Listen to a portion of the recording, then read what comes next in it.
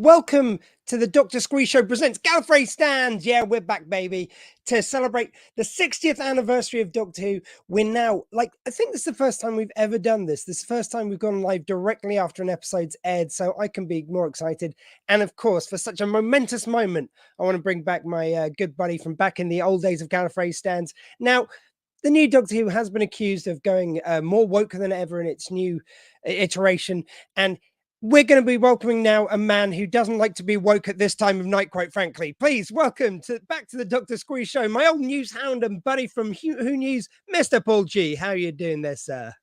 Good evening. I'm looking forward to a regeneration myself, sort of thing. This body's a little tired, so yeah, I feel like this would be a refresh. A bit thin or a bit thick, I should say.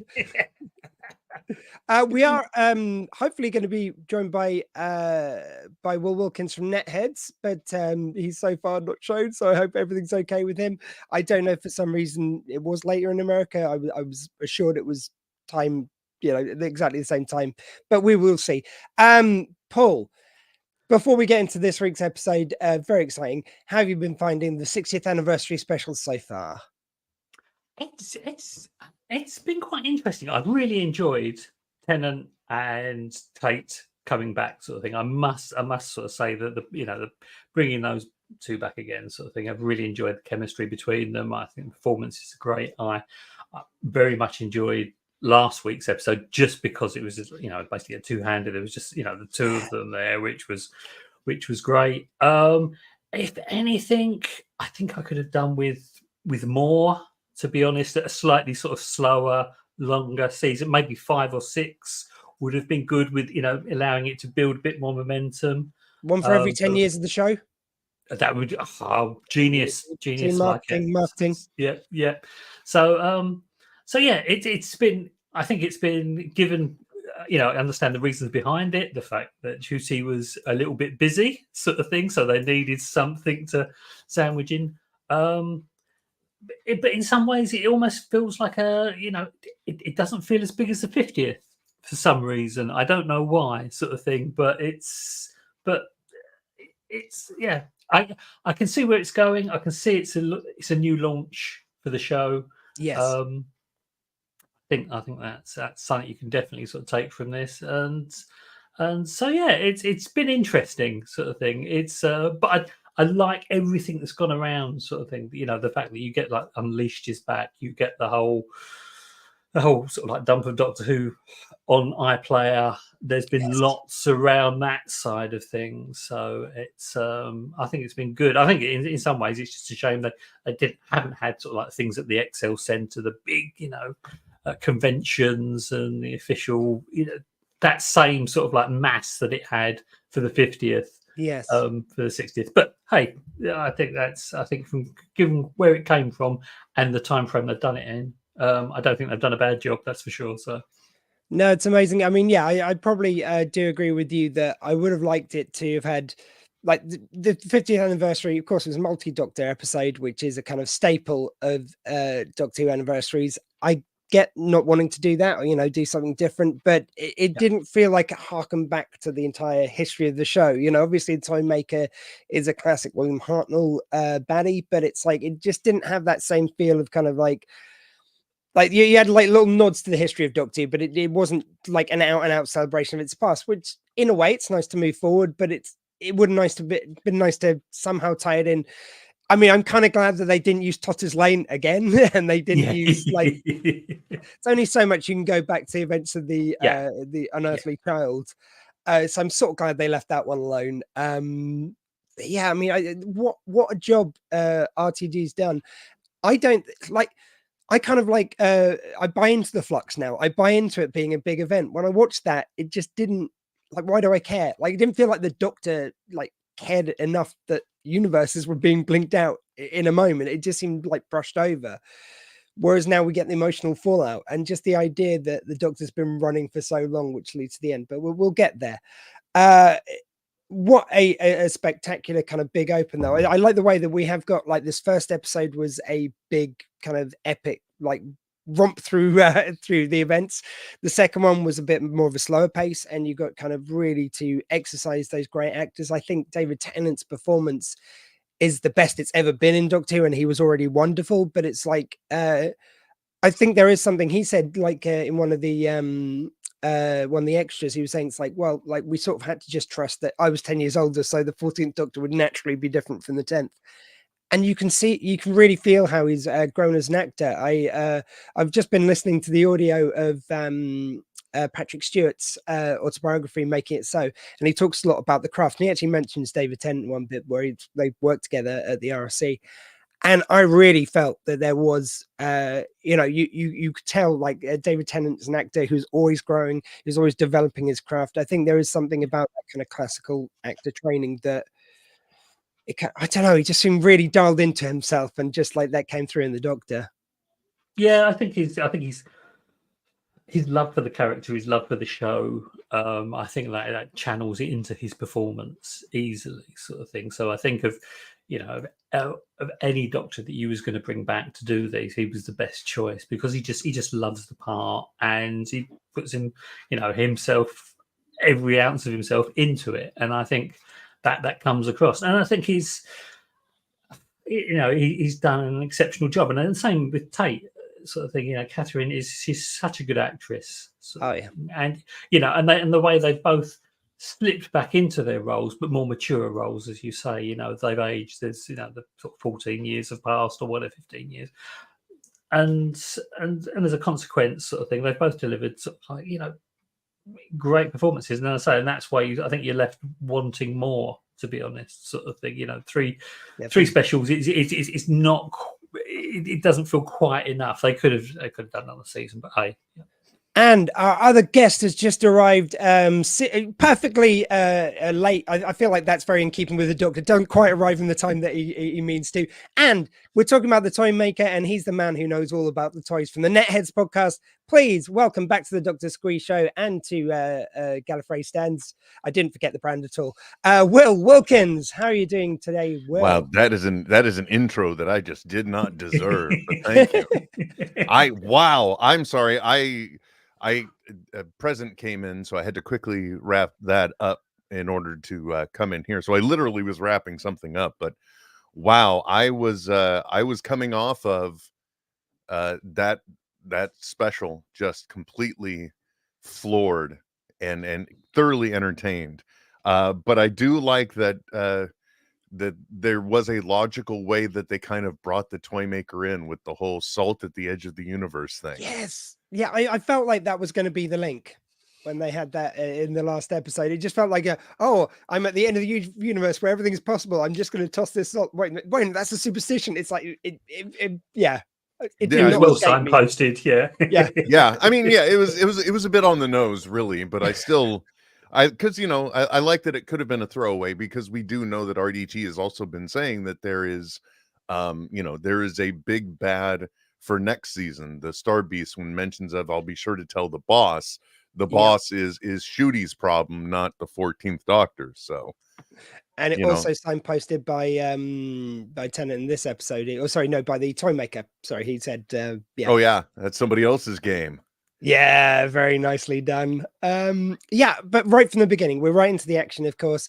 And last week I spoke about Bernard Cribbins. I wasn't aware, I only heard just after we recorded last week that he wasn't able to shoot for the final episode.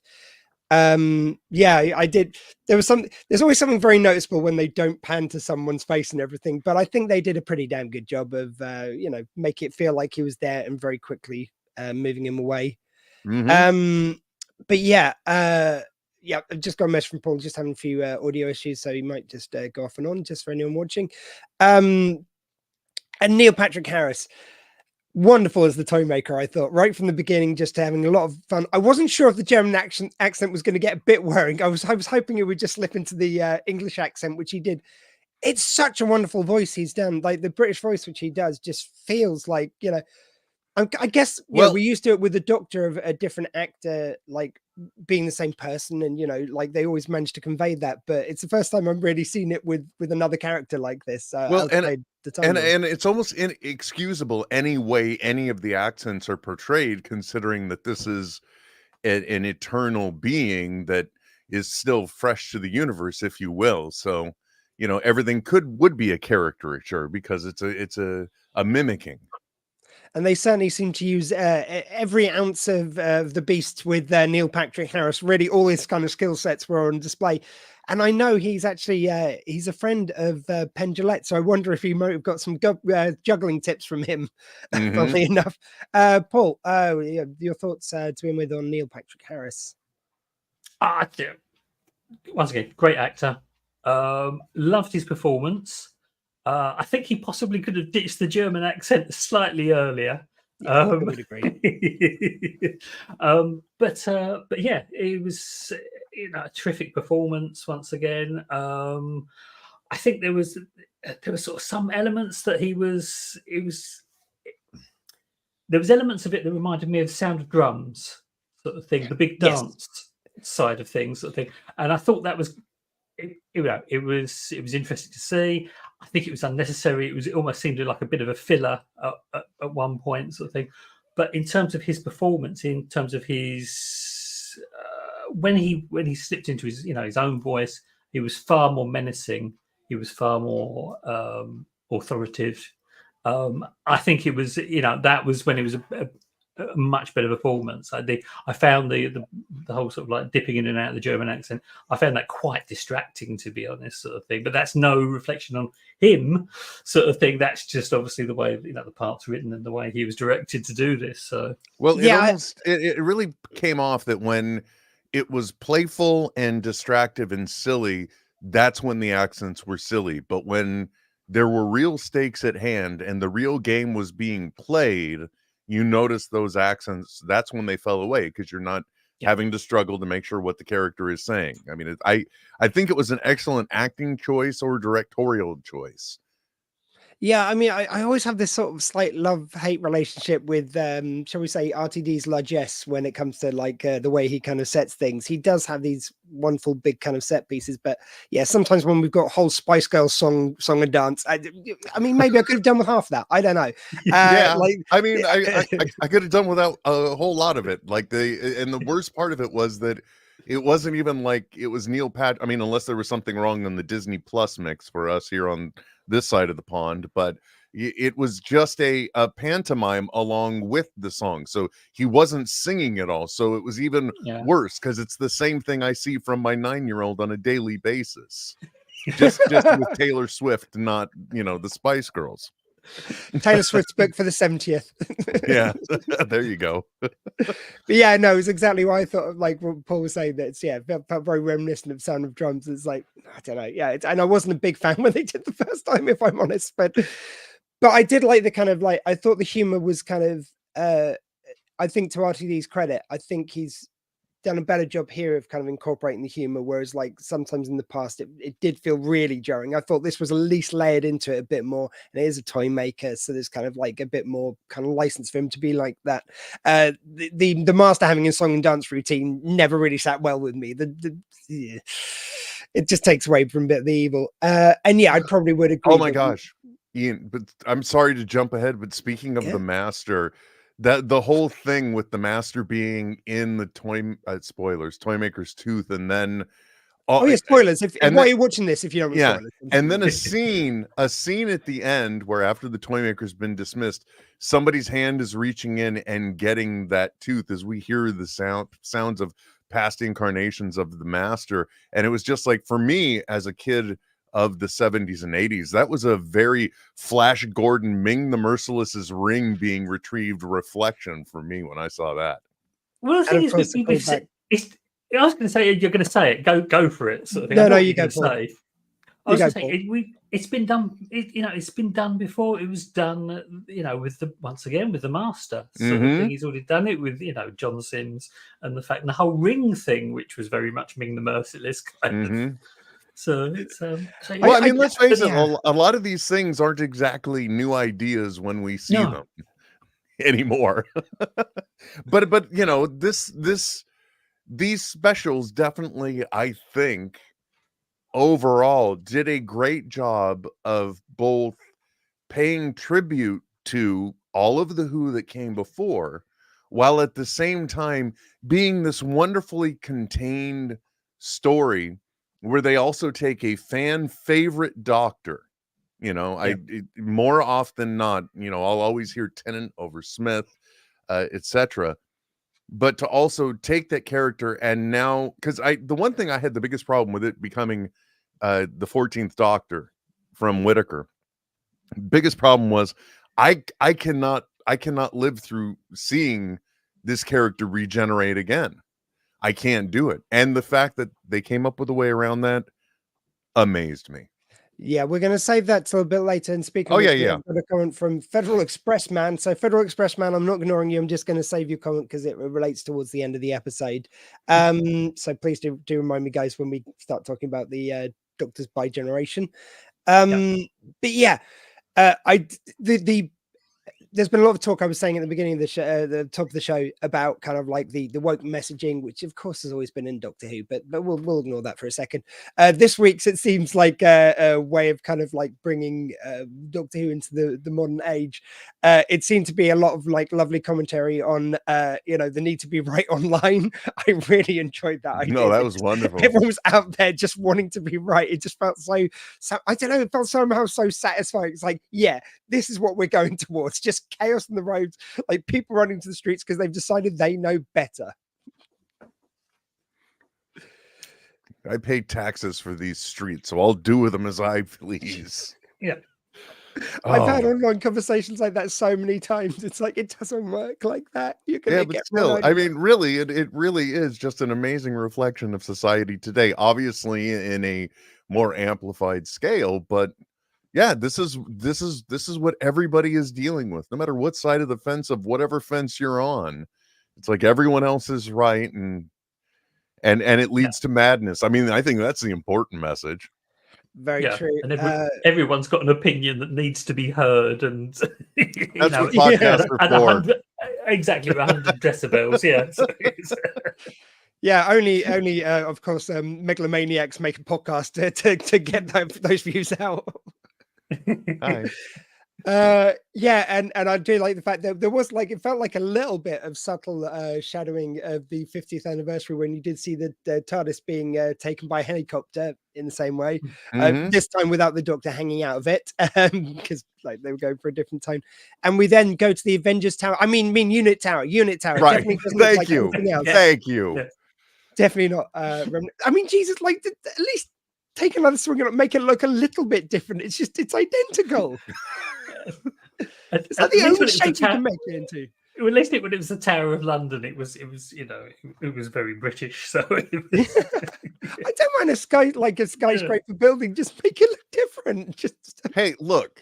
Tony Stark stole the building. Nobody said it stayed in New York. Right. Okay. So they just picked it up with the same crane and helicopter job. If they can carry a TARDIS, they can carry anything. If you got to put a helipad on a building, where else are you going to put it? So. All I was thinking actually when they were at the top and you got those guys going around and like walking on the helipad, I was going like, Jesus, I hope they've done their working from height training and they're right, because I would not mess with that. Because even the TARDIS has like excellent guardrails all around those news ramps, but that the ridge of that thing, I'm like, I'd get within 4 feet and get dizzy and pitch off. Forget it. I mean, this is definitely setting up for a unit spin-off, isn't it? It's got to be. There's just a too lot many of things they that put work, in man. there. Yeah. I mean, There's a units ton of spin-off. spin-offs, yeah, that you can come out of this. You've Well- got the whole Mill unit, Donna. You've now got I mean, a Doctor. Yeah, and let's face it, guys. You know, the way the New Deal is structured, Russell T Davies, he's using the same structure that Tyler Perry does in the U.S. He's got the full facilities, so the production is sold out to him, and you know, the more things he has in going, is the more he's able to pay himself twice. So, you know, why not start putting out any idea and see what bites? Honestly speaking. Out of everything that's going on right now, I think the thing that I'm most impressed with is the fact that, like, right now we're seeing 2022, and Shooty's first season is in the can. I mean, they are way ahead in production to make sure we don't get delays. Yeah, they're already filming the second series with Shooty, Yeah. which is just that's the bit which I found absolutely bonkers. Like we've never had so much stored up for Doctor Who already. But yeah, it was just something about like everything in there. So you've obviously got the new unit tower. Then when you go in, you've got the robot guy, like alien robot, which seemed like it felt like Space Precinct for a second there, very weirdly enough. And that's not. I was thinking. That one gets I was thinking Ultron. So oh right, Ultron. Yeah. Then you've got, of course, Mel's return.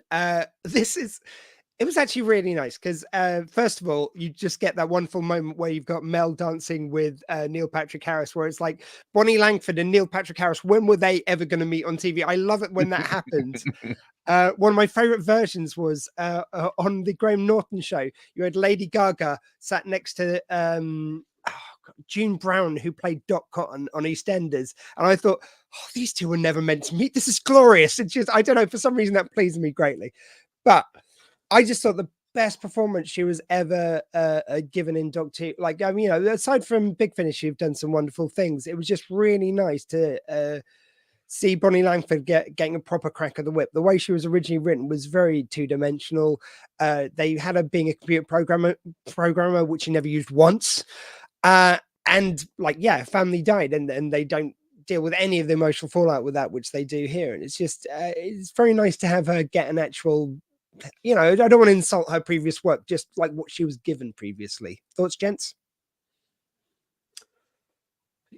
Yeah, I mean, I mean, as overall as an episode sort of thing, I found it was, you know, there was just so much crammed into this particular episode. You know, with Bonnie Langford coming back, with just so much going on. It was just like a massive sandwich that you just couldn't necessarily get your jaw around without dislocating sort of thing. And that's why, if anything, it's as much as I love Wild Blue Yonder last week sort of thing, you could almost have sort of taken this story, split it into two, and slowed it down a bit to get it into it. Now that would have been at the detriment of Wild Blue Yonder, which I would have missed. But there was just so much in there that you just seemed to be going sort of from one thing to another, to another, to another, to another, and you didn't really stop for breath. And so you got moments like with Mel coming back in there, and it almost felt a bit crammed in it. It was lovely to see. It's good, and it sets it up for potential spin-offs, potential reappearances from other, this fact that unit are now going out and effectively harvesting up companions, people who've travelled with the Doctor, putting them on the payroll, bringing them in. That's that's an interesting thing to and that could lead to spin-offs and individual stories where companions are coming back to do things. But once again, you're cramming an awful lot in there, and I don't want to jump to the end, but we also saw a lot more of the new Doctor than I was expecting to see. I was expecting to see a regeneration, and then we see more of him at Christmas. We got tons in this one, sort of thing. As far as I was really concerned, so that's sort of my initial sort of thoughts on it. So, well, the nice thing about Mel, from a person who has absolutely no context, is that the way it played out for a non-contextual person was great, because this must be a former companion, and then they gave me just enough exposition to know what this companion had been through. So played well for me too, and for me it's just like, well, I know there's going to be some fans out there that are going to be thrilled about this. Yeah, and I mean, in all fairness, again, I think just down to the way that her character wasn't fleshed out much at the time, she didn't get a lot of love from the fandom at the time. I think she's become more appreciated, just generally. Like, I think people kind of recontextualize it in, like, what they were given to work with at the time sometimes. But I think this is really gonna do justice to the character, because apparently she's already coming back as well in Shooty's Doctor, I believe, because that was what was originally released, and then we found out we're going to be seeing her a bit earlier. I mean, that is kind of where you can go through this episode and go, okay, well, that took a little bit of time and money to build. They're going to want to reuse that later. Oh, that definitely is going to be sticking around, or this is a throwaway set.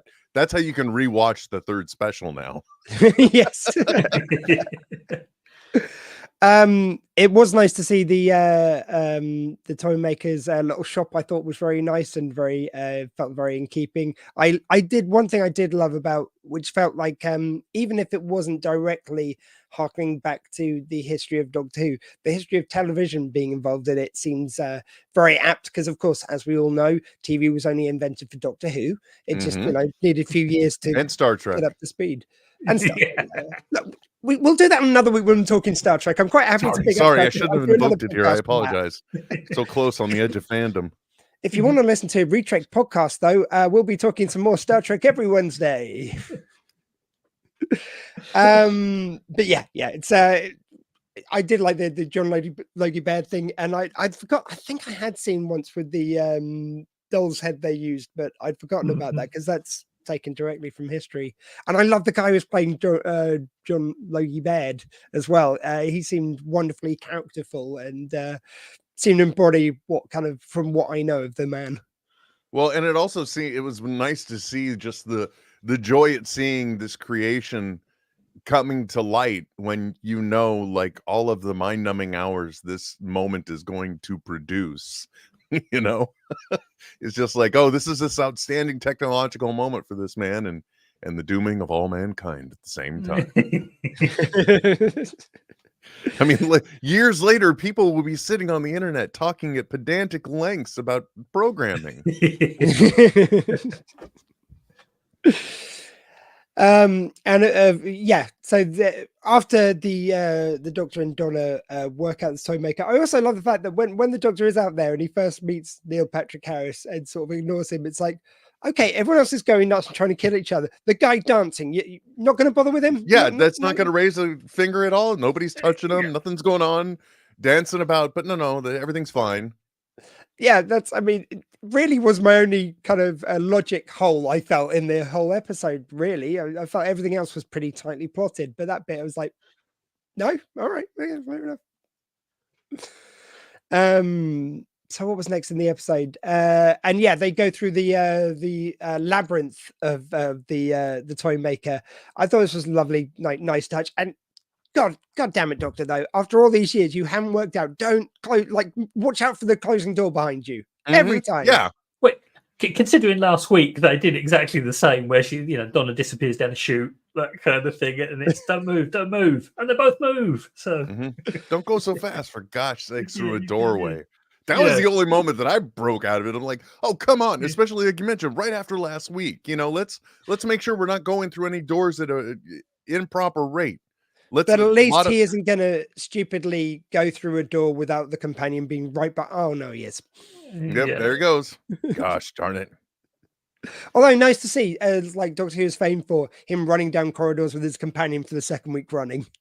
The nice thing I also felt that they did with this special, kind of tying into what we see in the labyrinth, was the way the episode starts out with the toy maker and the puppet being bought. I mean, it tells us right up front. I even turned to my wife and said this. I'm like, okay, so they are letting us know this is going to be a dark and creepy episode right up front. They're setting the tone, and I feel once they got into the toy maker's labyrinth, they really delivered on that. That was yeah. Yeah. Yeah, and the also creepy dolls, Oh. dolls in the babies sort of thing. That's it. But nicely which done. which with I Donna. like. I like Yeah. seeing more of kind of this exaggerated darkness. This, I don't want to say it's campy because it's not, but you know, it's like No. this really harkens back to a lot of earlier Who in a way, where it's just like it's unsettling at times, and it's okay. I mean, it goes back to the Daleks, were the OG kind of like one which had people hiding behind their sofas, as it said. Mhm. And throughout the new series, you've had the gas mask child, and then the weeping angels, and all these wonderful baddies. Which it's just nice to see them doing a little bit of kind of like just enough to scare children, but like as long as they've got their parents there, they'll be absolutely fine. Mary Whitehouse, it's okay. You can rest easy. We'll be fine. It's just yeah. God, can you imagine what she would have made of this? Are you aware of Mary Whitehouse, Will? No, sir. During the original run of Doctor Who, she was this. I mean, I think she had some sort of official role, but I think it was mainly to be a busybody, pretty much. And she would just be constantly campaigning against Doctor Who because of scary moments it had in it. And due to her complaints, there was even one episode where they had to cut it in The Deadly Assassin because there was someone getting drowned at the end, and she felt it was too graphic. Which I think actually was one of the few times they actually kind of sort of admitted and agreed that probably they had made it a bit too scary looking. But yeah. She is like, her name's forever tied with the original run of Doctor Who. Gotcha. Oh yeah, this one would have just right now she's spinning somewhere, I'd imagine. Oh god, yeah. Yeah, and I did like the reveal with the Toy Maker as well, where they had the kind of flashes between David Tennant and William Hartnell, and him and who was the original actor, Paul? Michael Gough. Yeah, and yeah, I mean, I don't. Obviously, there's only so much which survived of the original episode, but it was really nice when you did have. Yeah, he really did feel like he was the same guy somehow. Like even through all the kind of like more campy, fun kind of elements, when he went serious, it was that which kind of called back Goth's performance. Yeah. So we've got we go back to the present, of course, and like there's chaos still ensuing. We get to see the kind of weaponry which they've got on the new tower, which is given permission by the Doctor to use the Doomsday weapon. I am wondering why, after Flowers coming out of the gun for a solid 5 minutes, they still keep on shooting, though. I mean, why do you think anything you're holding will be effective at that point? I mean, I would have gone the first couple of shots and gone, well, this is useless. Let's find something to throw. Yeah. They seem to be just like, sod it. Let's just add to his performance. But it may be that through his omnipotent powers, he's also kind of influencing it to make sure he gets that full rose petal shower he's looking for. Yep, it's all about production value, Squeak. Come on. Yeah. I think I might have stopped pulling the trigger once I'd seen one of my buddies turn to a beach ball, that kind of thing. Oh yeah, that'd be fairly terrifying. So the moment that happened, it's like I'm off to the pub. Bye. Yeah, good luck, exactly. guys. Yeah. Hopefully you get it sorted. You always seem to. Cheers. Yeah. Oh, I think I skipped over a bit. There was, of course, the Toy Maker when he was when the Doctor sits down and says, like, right, we're gonna play another game, and it'll be like just cutting the deck. I did love the idea that it's like the universe is bound by the one rule, and it's best 2 out of 3. that was very convenient. Yeah, especially nice considering you look at the runtime and you're like, wait, this is way too early for them to be playing this last hand, if you will. Yeah, I was confused. I thought somehow it had to end with the Doctor losing, but I wasn't sure what happened after that. That was a nice little thing because you sort of knew where it was going, but then you didn't know where it was going to go after that. Yeah, that was kind of a nice little bit of that in this episode. Nice to put the constraint around the Toy Maker, though, that he always plays by the rules, sort of thing. So, if you're going to challenge him to, sort of thing, he's not going to cheat. He's not going to, do the dirty on you. It may make it damn hard, but he has to play by the rules, and if you beat him fair and square, then you beat him fair and square, and he'll concede. So I think that was nicely established.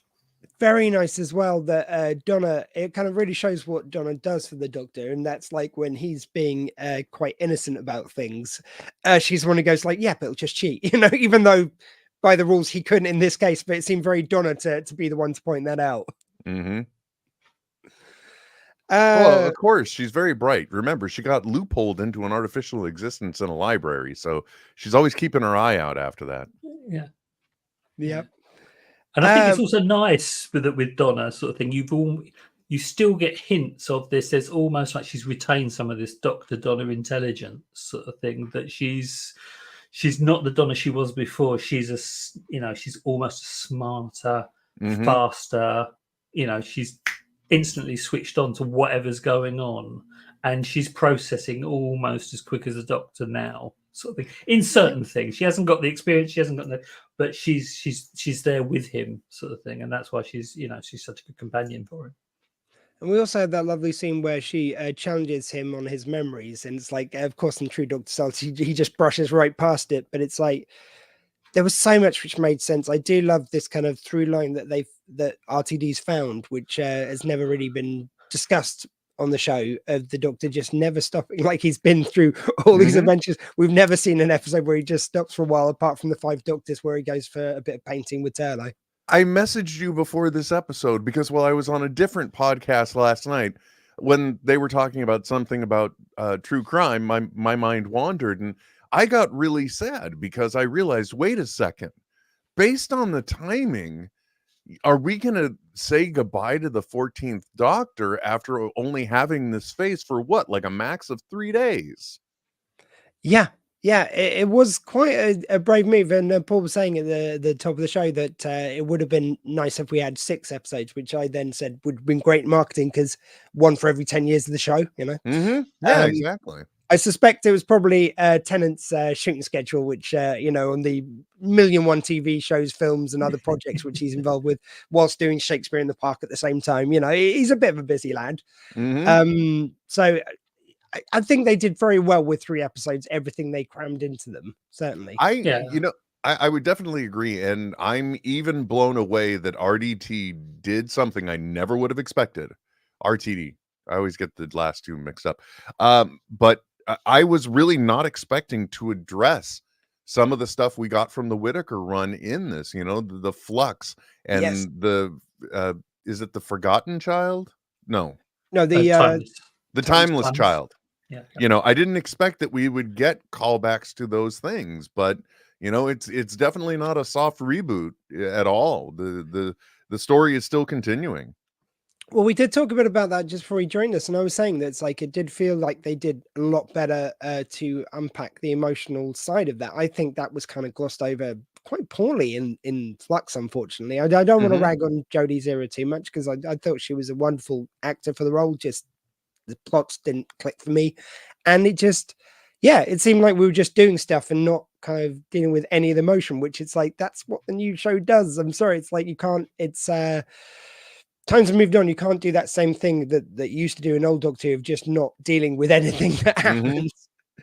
I think sort of the other thing that sort of like almost goes through my mind on these 3 specials is the job that they've had to do. They've had to come from a position of the Whittaker era, the Flux, which was well received by some fans. It was not well received by a lot of other fans. Sort of thing, which is always the case. And you also know where RTD wants to go, sort of thing. So he's got 3 episodes to try and almost like put a healing plaster over what's gone before and bring it through, sort of thing. So you're still bringing the fans that like it. You're introducing a Doctor that's familiar to those fans that are probably more Tennant focused than they were Whittaker focused, sort of thing. But you wanted to bring both those groups and continue the story to where you want to go for effectively the new reboot of the show. So and I've only got 3 episodes to do that. I've got 3 hours of storytelling, and that's it. So I mean, I don't mind them having I didn't really need the Timeless Child story. It didn't really make much sense at the time. But now we have got it, I really appreciate that RTD, as opposed to just kind of glossing over it, did something with it and did something more interesting with it. And I think he's sort of made that plot line, to be honest with you. It's like, of course the Doctor's going to care about all these planets which have been destroyed, which again just seemed to watch it at the time, just like look a bit sad, and then just move straight on, never mentioned again until now. Speaking of moving on, because we've only got 20 minutes left and so much to talk about, you had the I did love the little puppet show which showed the history of the Doctor since since Donna left, and I never realized how many of his companions had died in the meantime. It is so sad, man. Come How did I on. not pick up on this at the time? Well, yeah, because and they always there's put a lot spin on more as well. Yeah, you know, Amy and Rory lived a good life in old New York, you know, not even on the same continent they were on, but okay.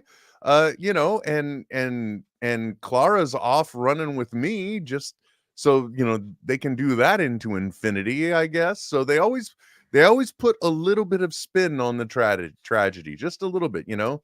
Bill's consciousness is off with an alien entity and is happy. Okay, but and that was the beauty of NPH's performance, which is like, well, I guess that's okay then, or Yeah. whatever the tag he was Yes, saying yeah. on each one. It was Well, like, that's all ooh. right then. Yeah, and it's like I love the American accent coming in just for that bit. Just seemed to fit very nicely. I don't know why. Seemed like very game show-esque. Exactly. But yeah, I thought it was just a wonderful moment. And that did, you know, seeing as we're not doing a multiple Doctor, and we brought back an old companion, but we're not doing like all the old companions or all this stuff. It was nice to like have them represented in that little way. Just have like a brief history of between the tenants, and plus, God, they didn't do a multi-Doctor episode. Well, they kind of did near the end, I guess. But you had 3 Doctors on screen at any given time, just in David Tennant. Just have 3 of him show up. Yeah. I mean, in terms of multi-Doctor, it would have been probably too close to Power of the Doctor to do another multi-Doctor story, sort of thing. There was an element there, but what I did quite like, sort of thing, and obviously they're setting up something for the future, was throwing out there the one who waits, sort of thing. Which so there's something. That's the bet. I think that's the boss. Yeah, exactly. So, and I think that's that's obviously where the next season's that's gonna be its arc. Or leading up to the final episode, I would hazard a guess. So, but then that's the thing. This episode had just so many little bits and pieces that if you blinked, you'd miss some of this stuff, sort of thing. So it probably deserves a rewatch, certainly to take notes. So yeah, I mean, based on the runtime, Squee, do we want to talk about the regeneration in the room? I was about to move over to that just now. Well, we'll bring up the note in just actually I'll bring it up in just a second from Federal Express Man. The one thing I will say before we kind of get into all the positives is I do sort of feel a little bit cheated out of regeneration on a couple of grounds. Like the first regeneration into the 14th Doctor. They regenerated the clothes, which RTD said that he didn't want the press to basically make fun of a man in female clothes, given that he's trying to be positive on the kind of inclusive messaging, which I appreciate. But at the same time, it's like I don't know, sod them kind of basically. It's not for the press, it's for us. If someone wants to be a dick online, I think what Doctor Who does at its best is show positivity and to just gloss over that so that someone isn't mean. It's sort of like something I speak about a lot. It's like because I grew up in special needs classes, which that term's been retired, and now they use another term because it was used to mock people with special needs. But just whatever term you go to, the person, the mean people will always mock. It's like if we're all forever changing our language and changing the way we approach it to suit the bullies, then they win, don't they? In a way. So I would like to, because I love to see the Doctor pick out his outfit. I do think it works for kind of the fast pace of these specials to have that. The first one was very kinetic one. The second one was a bit slow, but then we're going into this really fast one. So I appreciate why they've done it. But yeah, when we've got this bi-regeneration, which was very sweet, the companions like holding his hands, but it's like, won't it? Doesn't he burst with flame usually when he does this? Right? Seems a little risky to me, but very convenient to what happened. Your thoughts on the bi-generation? I'll get a bit more into in a minute. I still can't wrap my head around it, I guess, because it's somehow a regeneration by splitting in half instead, so the new one and the old one get to stick around. But other things we hear in the episode, it sounds like 14th future is what helps heal the Doctor for Ncuti to move on. So 15, so it's retroactive therapy. So that threw me for a loop. But the one thing I did appreciate, especially since you mentioned the clothes, was that in the regeneration or whatever it's called, each of them got some of the clothing, and so they Yes. had to really make a careful decision. It's like, okay, who gets the undies and who gets the pants? Because somebody's got a raw dog for us not to, show too much on public television. I must admit, after after and very eloquently put as well, I might say, Will, but yeah, it was kind of distracting that he was in his pants for like a good 10 minutes on screen time. I was like, can you just have some reason why he gets hold of some trousers? Just something. Just Even a anything. pair of sweats. Come on. A kilt, plus a towel. If they can magically regenerate clothes now, like why not regenerate that he had some trousers on? I don't know. Just like it was kind of funny to begin with, but it's like you're in the middle of the big finale. Give the man some trousers. Yeah, and then it also makes you realize the Doctor's has been running around in like, what is that, 4 layers? Because there's undershirt, shirt, vest, coat, and overcoat. 5 layers. That's very Doctor Who, though. They've always got layers. Yeah, I can't have a long scarf, so let's make sure we've got 20 items of clothing over each other.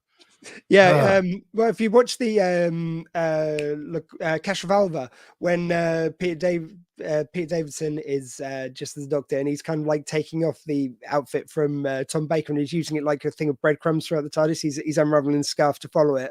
But yeah, he's got about 50 layers on there as well. Paul's, your thoughts on the Bi-Generation? It was once again, I found it. One, I mean, I'm not saying my knowledge of Doctor Who is extensive, sort of thing, but I've never heard mention of this before. This just sort of seemed to come out of nowhere. This is new lore. So, this new lore. So, and it just seems to me, sort of thing, somewhat more. My concern was always going to be that he was going to lose the 14th, and he was never, how you're going to see him again. But you can work around that sort of thing. Yeah. But this just seemed a little bit too contrived, a little bit too convenient, but I can see the point of it. I can see that actually what you're, and what I took away from it, and the message I got was sort of thing. Okay, you've got your 60 years of Doctor Who, you've had your 60 years of Doctor Who, and now we're effectively resting that sort of thing. That stops because we are going in such a new direction that it's going to be very, very different to where we're going. So there was a lot of, typically after any regeneration, and I don't know, being like pedantic sort of thing, the Doctor is in a confused state with, the 15th and Ncuti sort of thing. Man, he was just on it. He knew everything that was going on. He had all the memories. He was just there, sort of thing. Nothing came as a surprise, and and he was straight up for physical tasks of playing ball games and stuff like that. And it just, it's once again, it as an episode as a whole, it had so much work to do to get to where RTD wants to go with the new show. There was bits of it that just feel a bit, a bit contrived and a bit easy and a bit too. We don't think about this too much. Just accept it. Move on. I mean, and so, yeah. In the long run, it was a means to an end to cover the exact same thing I was worried about, which was I can't see him regenerate again. I just can't. I can't lose Tennant twice. Come on now.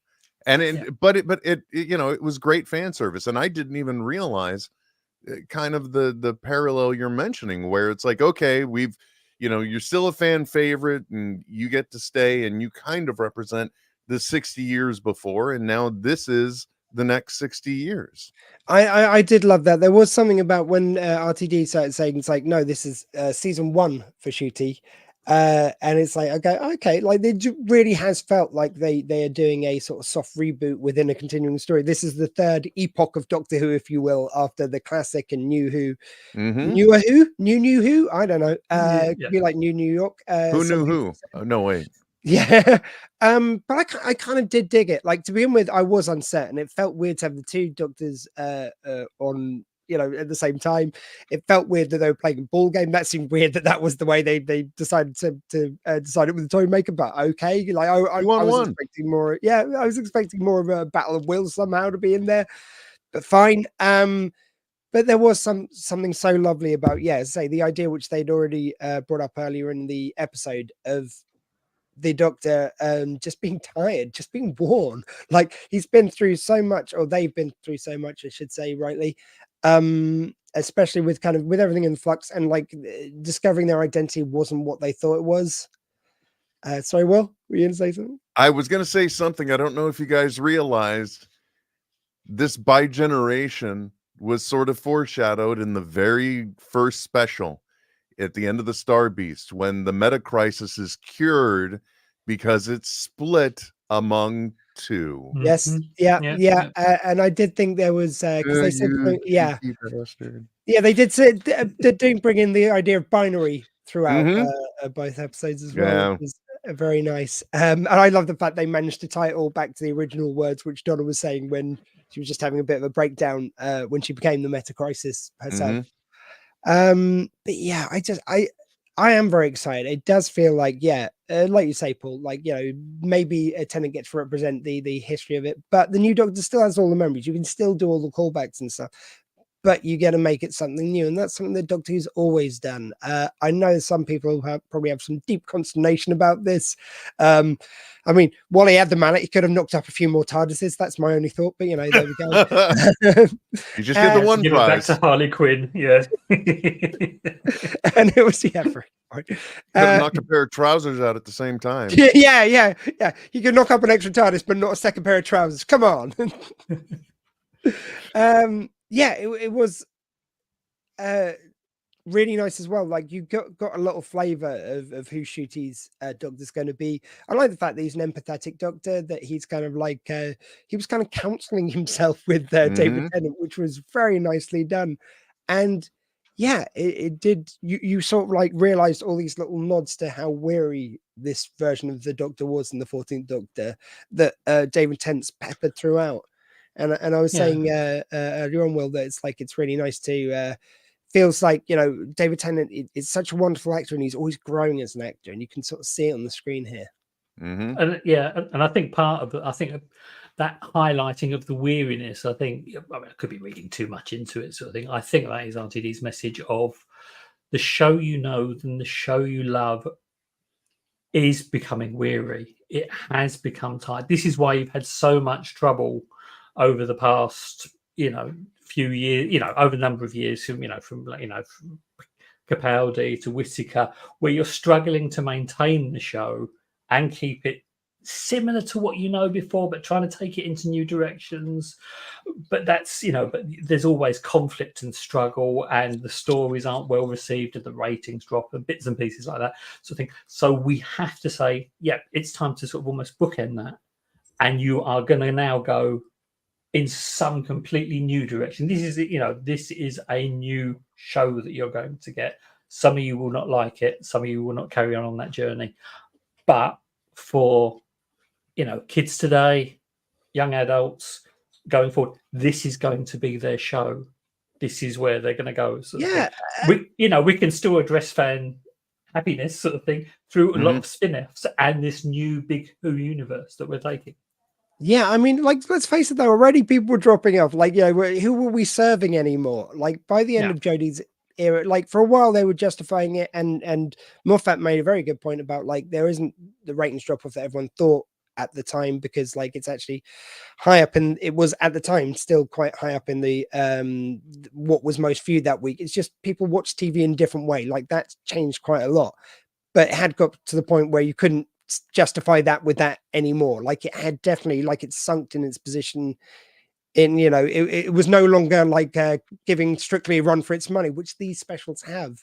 Just quickly, Paul, I believe you got some, did you get the stats for us for the viewing figures for the previous shows? The previous specials on the night, it was the special 1 was 5.08 million, and the special 2 was 4.83 million sort of thing. But in terms of the AI index, which is, audience satisfaction sort of thing, they were up in 84, 83, which is a lot higher than we'd had with, if you look back at Jodie's final season sort of thing, you started off at 4 and you moved down to 2.2, I think, and you was down in the 70s for audience appreciation.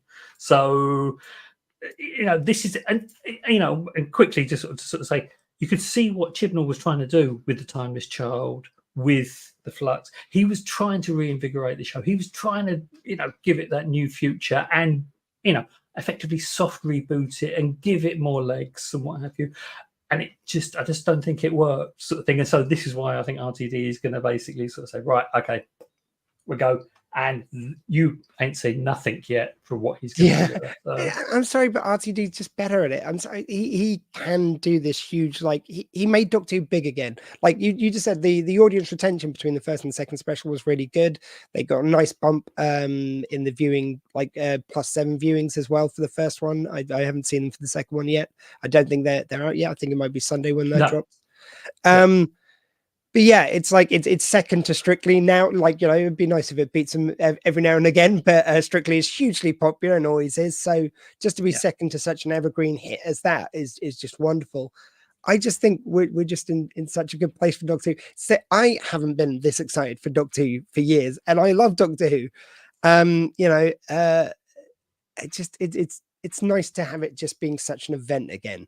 And I think this is going to give the show a lot more years to come. You know, it really was starting to feel like we had another Doctor who was less successfully received, shall we say, and that it was looking a bit dicey for our Doctor Who. Mm-hmm. Yeah, this is exactly the shot in the arm it needs. And the only thing I'm bitter about any of it is that I have not been able to get the 14th screwdriver to add to my collection on the wall. So, I've got mine just out of view. Oh yeah, rub it in, pal. Yeah, some people you just Thanks, hate, don't you? Yeah.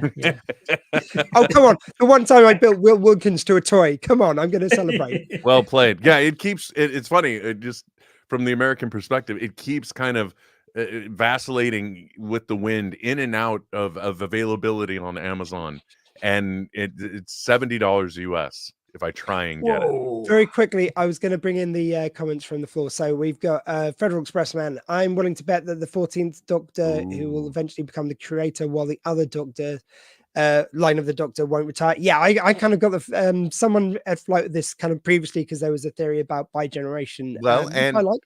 And you know, going into, you know, revisiting old faces, as the curator told us. Yeah, exactly. That feels very nicely like that. That's that. John Greaves, hello there. And she added, or they added, sorry. I personally liked the Giggle, despite my confusion about some things. Yeah, a really fun episode. And RMG has put Harry Hill. Well, Harry Hill did put himself forward as a Doctor. Sort of thing. Oh, did he? Yes, many years ago. So I think before Tennant, I believe. There you go. So yeah, maybe he'll become Harry Hill next. Thank you very much for joining me, gents. This has been so much fun. And Gallifrey Stands will be back again at Christmas, I've decided. So look at that. He's got the bug, he's got the taste for it. There you go. So. Yeah. So if you gents are about, maybe we can do a bit of a reunion just post Christmas. I'm sure we can find time. I mean, maybe if we can wait for Boxing Day, because I'd imagine I'd be not Dutch with the wife if I did that. No, I wasn't going to say we're going to go live right after the episode on that particular one, but yeah, we'll go the day after as usual. I just thought this was a nice little event thing for the. Oh yeah, I was biting at the same apple. You know, I'm just like, I'm almost thinking about doing this, and you're like, well, you know. Yeah, Will just messaged me last night as he was alluding to, and I was like, he was going, hey, you know, I'm doing the heads afterwards. I go, well, we're doing Gallifrey Stands if you fancy popping on by. Yeah, much easier. I just had to sit on camera and control nothing and rudely interrupt Paul about every 7 minutes. No, that's fine. He was probably sort of saying, I'm stuck with this old guy sort of thing. On and don't let the no hair fool you, sir. Join me. Yeah. So I was meant to be organizing this show. Geez, why did no one tell me? Okay, thank you, Will. Thank you, Paul. Been a pleasure as always. Lovely to not only bring back the show, but bring back old friends. I've been Dr. Squee. That was my show. And a world where you can be truly anything. Live like you've got two hearts. And please, be kind. We'll see you at Christmas.